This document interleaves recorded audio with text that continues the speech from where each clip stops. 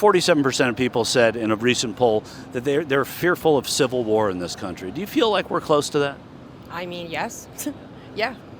In what way? I mean, we can't have a land war like we had in the 1860s, probably, right? Keeping all illegal immigrants is going to happen no matter what. Could happen with the turning point in this country and the way things are going and how bad it's gotten. I think the people are tired. I think they're fed up.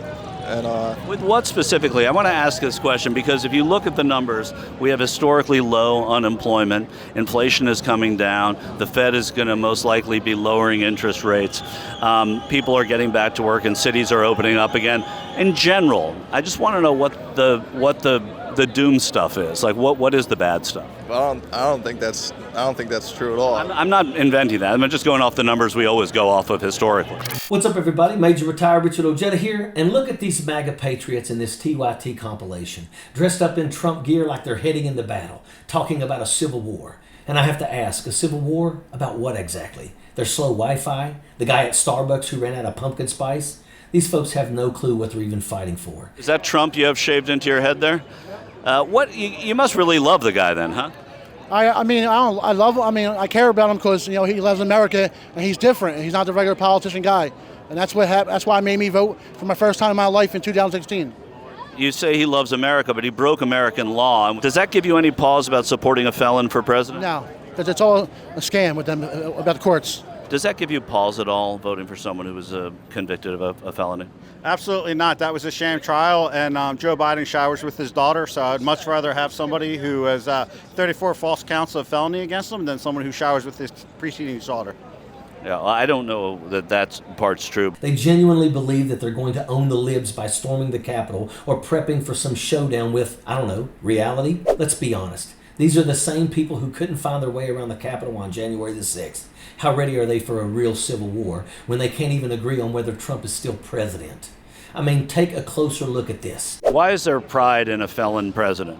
You believe he's a felon? Well, I mean, I'm saying by law he is. He was convicted. That's what. But when you look at that trial, the whole trial thing, the judge, he basically said, don't go off of the evidence, go off of your heart.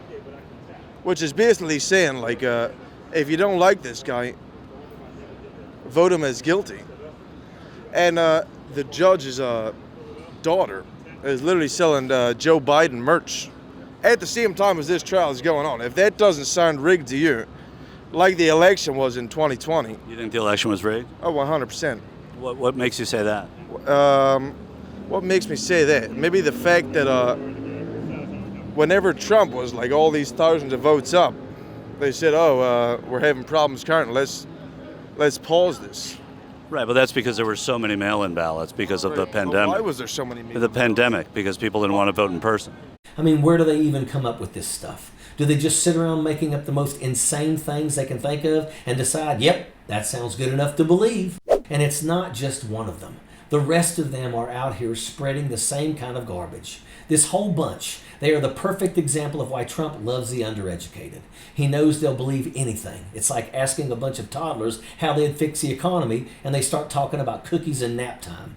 You ask them a real question like, do you have any problem with the fact that Trump is a convicted felon? And you can just see the gears in their heads grind to a halt.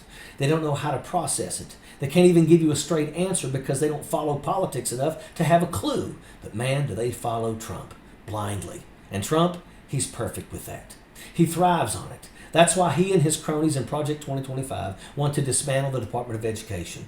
They know the less educated the population, the easier it is to control them. The easier it is to get them riled up over nonsense like stolen elections and Civil War fantasies. They want to keep us polarized and dumb because then they can keep playing their game without anyone pushing back. They want us distracted and divided while they keep raiding the system for themselves. But while these MAGA fools are out here fantasizing about civil war and running around like they're extras in a bad action movie, real Americans are waking up. People like Hank. Hank is a veteran who's fought for this country for real, not just played dress up in some militia outfit and called it patriotism. He is a far bigger threat to me than a 4-year Democratic administration under Kamala Harris. So I would vote for her before I would ever vote for him. My name is Hank. I voted for Donald Trump in 2016, and I could never vote for him again. I am a former military officer. I spent 21 years in the U.S. Air Force, and I actually served on the NATO staff. The idea that Trump gave to NATO leaders that he would only support them as long as they wrote a check is pretty much the worst thing you can do for an ally, is to say, I'll be there only if the money is there. We get into these alliances on the basis of supporting one another, mutual defense. And when we choose not to do so, or when we at least give the indication we're not going to do so because the money's not there, then we undermine our position with our allies, and we also undermine our position in the world. He voted for Trump once, but now he's voting for Kamala Harris this November. You see, Hank has had enough of the lies. He knows that Trump doesn't give a damn about America. Trump cares about one thing and one thing only: Trump. Hank sees the chaos, the division, the absolute mess that Trump has made of this country, and he's stepping up to fight for the future. Not with a gun, not with some crazy conspiracy theories, but with his vote.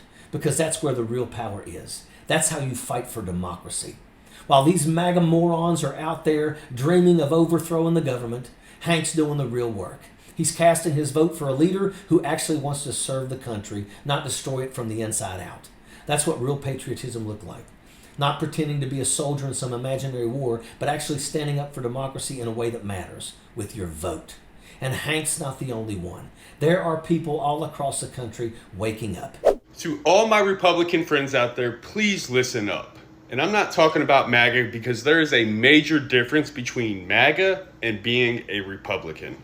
I understand why Trump appealed to you, because he appealed to me as well. As an ex-Trump loving conservative, people were tired with politics as usual.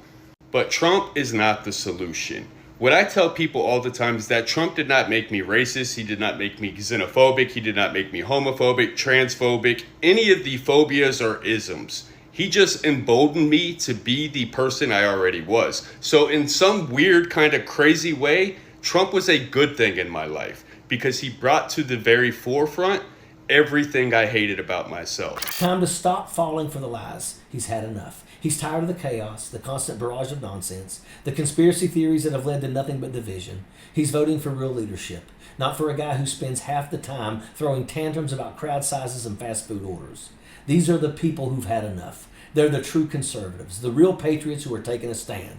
They're not buying into Trump's crap anymore because they know what real leadership looks like, and they know it's not Trump. These Republicans against Trump, they're reclaiming the values that actually made this country great, and they're not doing it with Civil War fantasies. They're doing it by voting. And let me tell you, that's exactly what Trump fears. Trump and his Project 2025 goons, they don't want people like Hank or the ex-Trump voter to wake up. They want to keep you angry, keep you distracted, and most importantly, keep you dumb. Because when you're educated, when you can think critically, you don't fall for their garbage anymore. That's why they want to dismantle the Department of Education. Because an educated population, that's their biggest threat. So here's the bottom line. While MAGA's out here fantasizing about the next insurrection or gearing up for a civil war that's never going to happen, the rest of us are standing up for the real fight. And that fight happens at the ballot box. Hank's already made his choice. The ex-Trump voter are making their choice. They're voting for Kamala Harris because they want a future that's about progress, not division. So it's time to make your choice. You can either keep falling for the MAGA madness, keep buying into their delusional fantasies, or you can join the real patriots, people like Hank, people like the Republicans against Trump, who are standing up for this country and voting for real leadership this November. Because here's the truth. The real fight isn't happening in the streets. It's happening at the polls. And the only way to win is to vote for leaders who actually give a damn about this country. Hank's made his choice. What about you? Sappers clear the way, airborne all the way.